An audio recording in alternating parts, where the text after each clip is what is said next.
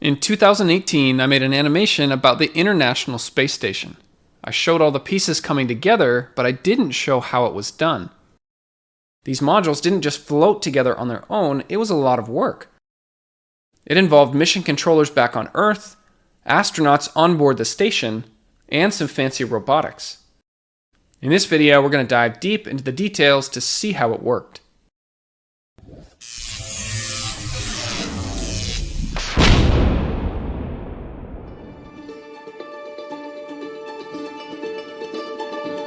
The International Space Station took over a decade to complete.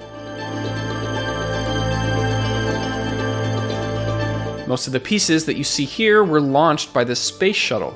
In fact, this was one of the main purposes of the space shuttle. It was to build the space station. We can't go over every single mission. That would take too long for this video. What I'd like to do is talk about the initial stages of the station's construction back when the ISS was really small. We'll go over just a few of the space shuttle missions and how these pieces were put together.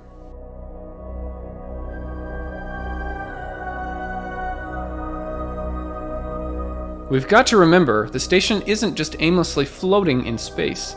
It's going incredibly fast, about 20 times the speed of sound here on Earth. It orbits the Earth once every 90 minutes. Here's the front of the station. It always travels in this direction.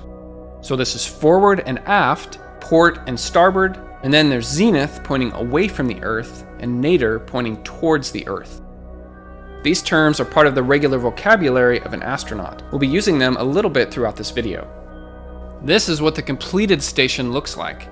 The only part that the astronauts can live in are the pressurized modules. When I say module, I'm referring to one of these cylindrical pieces of the space station. It has air to breathe, comfortable living conditions, and protects the astronauts from the vacuum of space.